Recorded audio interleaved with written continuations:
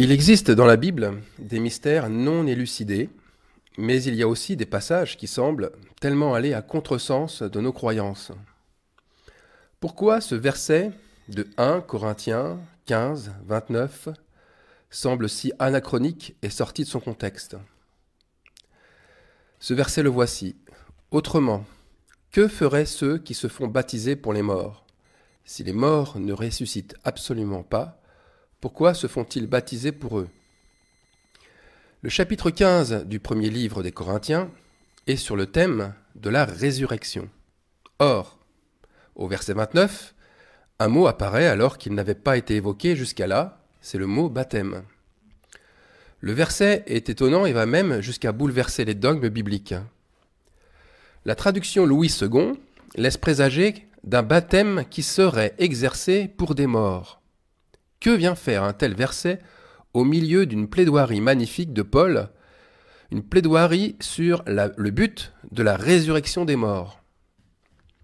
Le problème, c'est pas de chercher une contradiction dans le discours de l'apôtre, mais c'est d'essayer de tout restituer dans le contexte pour en comprendre le sens. Juste avant, Paul nous parle du dernier ennemi qui sera détruit, la mort. Ensuite, il annonce la suprématie de Dieu sur elle, la mort, et sur tout. Tout lui est soumis. Tout est soumis à notre Dieu. Et surtout, la raison de son règne, c'est la soumission de toute la création. Verset 28. Et lorsque toutes choses lui auront été soumises, alors le Fils lui-même sera soumis à celui qui lui a soumis toutes choses, afin que Dieu soit tout en tous. Vraiment magnifique, cette plénitude de Dieu. Lui en tous ceux qui lui sont soumis. Donc, naturellement, le baptême est évoqué, car c'est notre démonstration visuelle, à nous croyants, de notre soumission à Dieu. Et on peut dire, même s'il faut mourir, même face à la mort, nous lui resterons soumis. Le baptême a un sens, c'est celui de montrer notre nouvelle appartenance. Nous ne nous appartenons plus, et notre mort alors est un gain, comme le dira Paul aux Philippiens, pas une perte, mais surtout, et surtout pas aussi une fin. Notre mort donc est un gain. D'ailleurs, au verset 30, Paul évoque cette mort qui rôde sans cesse autour de lui et autour de ses disciples. Et nous, pourquoi sommes-nous à toute heure en péril? Chaque jour, je suis exposé à la mort. Le baptême ici devrait nous renvoyer à notre propre mort. Sommes-nous troublés? Sommes-nous angoissés ou sommes-nous effrayés par elle? Ou bien sommes-nous prêts à tout moment à l'affronter? Avons-nous l'assurance par notre baptême que rien ne peut nous séparer de lui, de Jésus-Christ? Et donc que rien ne peut venir se mettre entre notre résurrection qui a été promise et nous? Le doute, s'il y en a un, doit nous renvoyer à notre baptême. A-t-il été superficiel? Alors, sachant cela, le verset 29 devrait être « À quoi sert de se faire baptiser si c'est pour ensuite mourir? Si les morts ne ressuscitent pas, à quoi sert le baptême, notre baptême ?» Eh bien ça, c'est aller dans le sens de l'argumentation que Paul développe. Le point de mire, ne l'oublions pas, ce n'est pas le baptême, mais c'est la résurrection. Paul continue d'ailleurs, il continue à insister en poussant le bouchon à l'extrême. Au verset 32, « Si les morts ne ressuscitent pas, mangeons et buvons, car demain nous mourrons. » Donc si on suit l'idée de Paul, s'il n'y a pas de résurrection, mais on peut faire tout ce que nos désirs nous inspirent. À quoi ça sert de vouloir fuir la débauche? Faisons tout ce qui nous passe par la tête. Alors maintenant, pourquoi une telle erreur de traduction qui a été généralisée à un ensemble impressionnant de traductions? Alors je dis généralisé car même ceux qui ont traduit 1 Corinthiens 15-29 autrement, comme la Bible Sommer, eh bien même eux, ils tordent encore le sens et évacuent le contexte. La Bible Sommer dit ceci. D'autre part, pourquoi certains se font-ils baptiser au péril de leur vie? S'il est vrai que les morts ne ressuscitent pas, pourquoi donc courir un tel risque en se faisant baptiser au risque de mourir? Eh bien, quel aveuglement de la part des théologiens! de la part aussi des biblistes qui se disent, eux, plus inspirés et mieux instruits que les autres. Ils sortent le sens du texte en se targuant soit de vouloir respecter la lettre, soit de se rapprocher de l'esprit, mais au bout du compte, le résultat est le même. Ils tuent l'esprit en faisant cela. Ils ont, comme le dit Jude, souillé leur robe par la chair, c'est-à-dire que plutôt que de haïr l'hypocrisie, ils l'ont aimée. Voilà pourquoi ils ne comprennent pas le sens des Écritures. Parce que Paul, nous l'avons lu, ne parle pas du risque de mourir. Il ne parle pas non plus du risque de se faire baptiser malgré les tribulations. Non, l'objet du propos n'est pas le baptême, mais rappelons-le, la résurrection. Paul et les autres disciples risquent tous les jours leur vie, et pas seulement en se faisant baptiser, mais en annonçant, par leurs paroles et leur vie, Christ ressuscité. De même, y voir dans ce baptême une volonté de s'unir avec certains membres de sa famille défunte, ça ne colle pas du tout non plus avec le discours de Paul, mais aussi avec le baptême qui n'engage que le baptisé. C'est sa foi et non celle des autres qui l'engage. C'est son propre engagement avec une bonne conscience. 1 Pierre 3, 21. Maintenant, ce verset veut-il inciter à une pratique méconnue? Cette pratique, une pratique ancienne, se faire baptiser à la place d'un mort, qui n'aurait pu le faire, bien sûr, de son vivant. Alors, de nombreux théologiens prétendent qu'il y aurait une raison historique à cela. Et ils affirment, et je pense à raison, que le baptême pour les morts avait déjà lieu au temps de Paul, au temps de la première Église.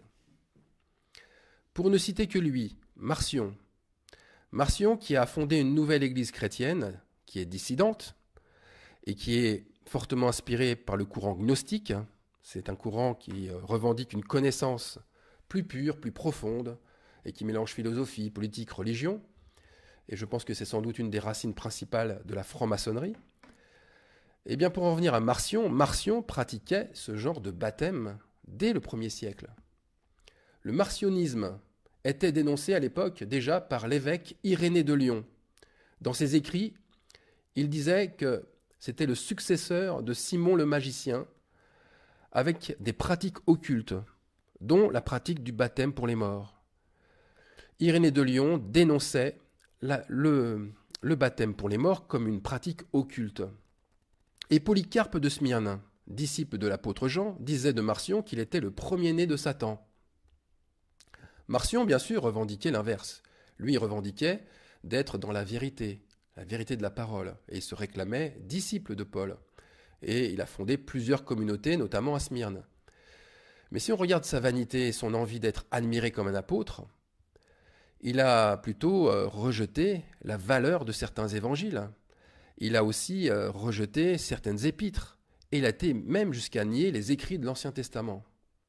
Marcion a fait figure d'antéchrist en s'opposant avec force au Seigneur et à sa parole. Il posa un autre fondement que celui des apôtres et des prophètes. Ce riche armateur, fortuné, c'est bizarre, riche et fortuné, présente exactement les caractéristiques de la marque de la bête. Il a, premièrement, la richesse. Il recherche la gloire. Et il place, enfin, la gnose, c'est-à-dire la connaissance intellectuelle, au sommet des savoirs. Alors tout ça pour dire quoi? Tout ça pour dire que si la mort devient si convoitée, c'est justement qu'elle sera le dernier ennemi à être vaincu. La mort, c'est un des points phares de l'ennemi qui, on le comprend, veut semer le doute, mais aussi la confusion. Il veut détourner le croyant de sa foi, de la vraie foi, et bien sûr salir la résurrection. Alors il y a une autre chose aussi. Je sais que certains s'insurgent en affirmant que la Bible serait souveraine et que la Bible ne donnerait pas de faux témoignages. Et c'est l'interprétation que nous rendons des écrits qui serait faux. C'est vrai, je suis entièrement d'accord avec cela. Mais attention à une chose, attention à l'idolâtrie biblique qui renvoie à ses propres contradictions, qui renvoie aussi à nos propres jugements sur les autres.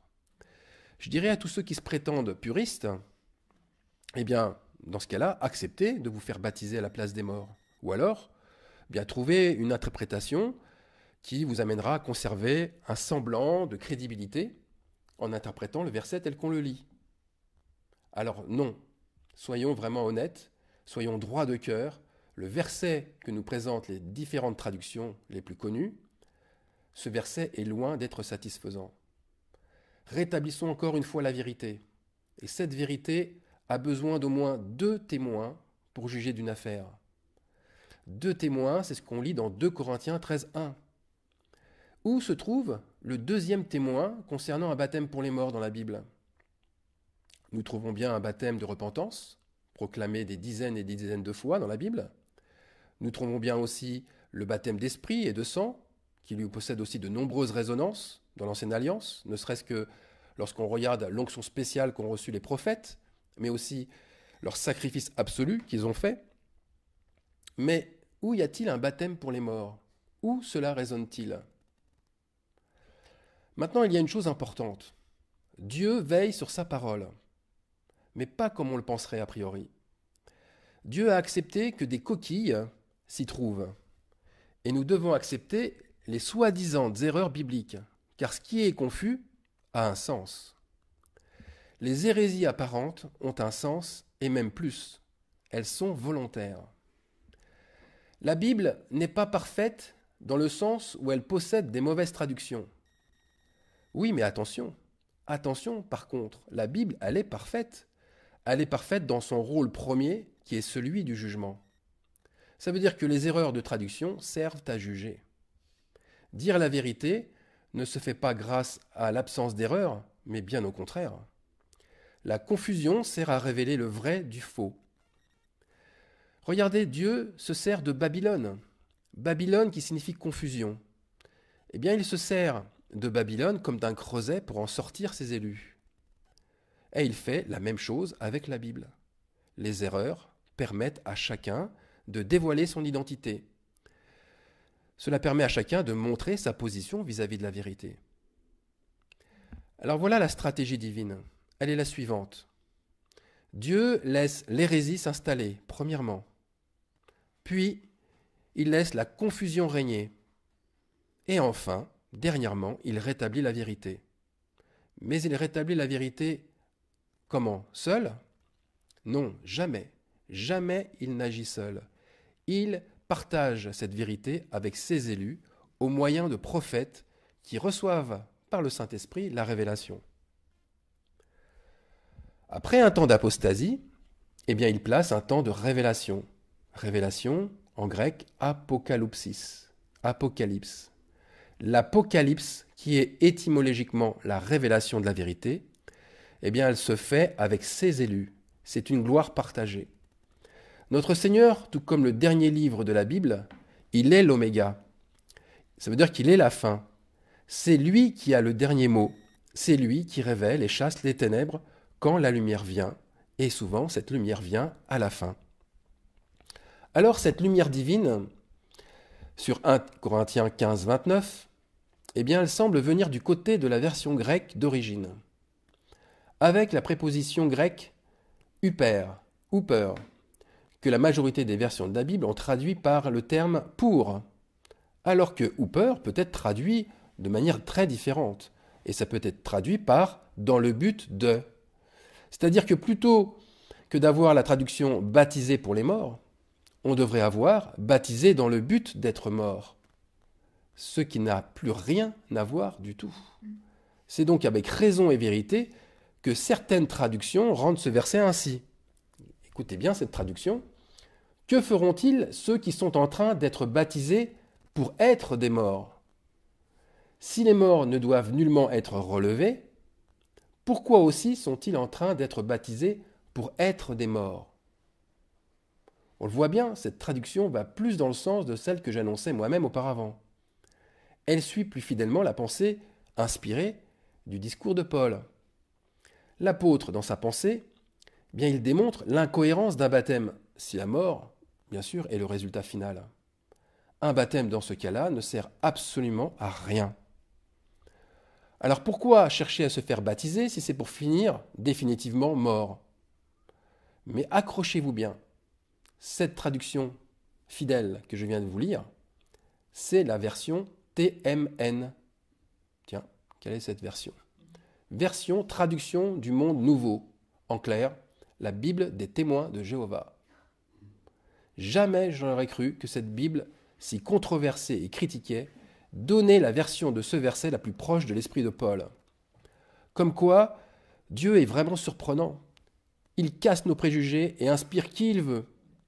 Comme on peut le voir, le texte grec laisse libre cours aux traducteurs. Ces interprètes filtrent les mots selon ce qu'ils comprennent, ou alors selon ce que le credo de leur église leur ordonne.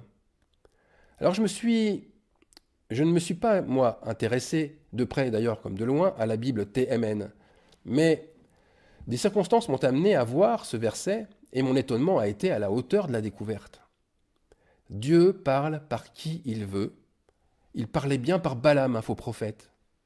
Alors une chose est certaine, dans toutes les religions, la vérité est mélangée au mensonge et qu'il faut recevoir l'esprit vraiment de révélation pour y voir le vrai. Alors revenons maintenant sur une éventualité d'un baptême pour les morts. Je mets bien des guillemets éventualité. Une autre objection apparaît, et pas des moindres. Se faire baptiser à la place d'un mort viendrait à participer à une œuvre de salut, à une œuvre du salut. Mais pourquoi Paul n'en parle plus ensuite? C'est quand même bizarre. Pourquoi il ne développe pas cette idée pour en faire une saine doctrine? Et pire, n'y a-t-il pas une appropriation illégitime, comme un vol de clés dans cette affaire? Les clés qu'a reçues Pierre pour lier et pour délier ne concernent qu'un salut terrestre, qui se manifestera au ciel et non l'inverse. Car rechercher une relation avec les morts, quelle qu'elle soit, c'est une abomination. Seul Jésus a les clés. Apocalypse 1, 18. Je tiens les clés de la mort et de l'enfer. Pierre a reçu les clés, c'est vrai, du royaume des vivants, mais seulement du royaume des vivants. Un croyant ne peut lier ou délier uniquement ce qu'il y a sur la terre, car cela sera lié ou délié ensuite au ciel. Mais il n'a aucun droit ni aucun pouvoir sur le monde des morts. L'évangile est donné aux vivants, et personne ne peut agir pour le salut d'un mort. Alors j'en reviens encore à Jonas, encore à ce livre qui est intemporel et essentiel. Mais son histoire prouve encore une fois que la repentance existe chez les morts et que seuls eux peuvent exercer la repentance pour eux-mêmes. Jonas n'a eu besoin d'aucun vivant et il n'a fait appel à aucun vivant pour ressusciter et revenir sur terre pour finir sa mission. Le baptême, c'est une affaire individuelle. On ne peut se repentir à la place d'un vivant et encore moins à la place d'un mort. Le baptême de repentance est avant tout dans la conscience, avant d'être un corps plongé dans l'eau. C'est vrai que Jésus est allé prêcher aux morts, captifs, les morts qui étaient captifs en enfer, et Jésus est allé pendant 3 jours, après sa mort et sa résurrection, parce qu'il est le seul vivant à pouvoir le faire, et qu'il a les clés de tout, et aussi qu'il peut ouvrir à ceux qui décident de lui être soumis. Mais nous qui nous endormons en attendant la première résurrection, nous n'avons pas cette puissance. Et nous n'avons pas non plus cette position en Christ à ce moment-là. Nous ne pouvons pas le faire. Pourquoi? Bien aussi pour la simple et magnifique raison que notre résurrection a un autre but. La manifestation des fils et des filles de Dieu pendant 1000 ans, au millénium, au repas des noces. Donc, pour résumer, si Dieu a laissé une telle erreur se glisser dans les traductions de 1 Corinthiens 15, 29, c'est d'abord pour permettre aux incrédules d'exercer le baptême pour les morts, et donc de montrer l'état de leur cœur. Un cœur rempli d'hypocrisie, rempli de convoitise, malgré d'ailleurs tous les alléluia remplissant leur bouche. Ensuite, c'est pour qu'au temps de son retour, à l'avènement du Fils de Dieu, eh bien la lumière de la révélation vienne séparer les brebis des boucs. Par conséquent, même pour ceux qui auraient pu commettre un tel péché, même pour ceux qui se seraient laissés séduire en étant idolâtres, et donc qui auraient fait des baptêmes pour des morts, ils peuvent revenir librement à la lumière. Ils ne sont pas condamnés pour autant. Et laissez-moi vous dire que j'en faisais partie moi aussi, autrefois. Moi aussi j'ai fait des baptêmes pour les morts. Mais, il faut dire, la lumière du Seigneur m'a permis à un moment donné de me séparer définitivement de cette doctrine de Satan. N'oublions pas, Dieu porte le nom de Sauveur. Il vient nous sauver des ténèbres. Il ne nous accuse pas en nous montrant nos ténèbres, mais il nous donne toujours le moyen de nous en séparer. Et je terminerai sur 1 Corinthiens 10, 13, qui va justement sur cette séparation des ténèbres. Aucune tentation ne vous est survenue qui n'ait été humaine. Et Dieu, qui est fidèle, ne permettra pas que vous soyez tentés au-delà de vos forces. Mais avec la tentation, il préparera aussi le moyen d'en sortir, afin que vous puissiez la supporter. Mes frères et sœurs croyants, quelle que soit votre religion, quelles que soient vos croyances, vos idoles, considérez une chose, que ce qui est impossible à l'homme est possible à Dieu. Ce qui signifie que l'on peut, grâce à Dieu, se libérer de tout ce qui nous enchaîne, de tout, absolument tout. Amen.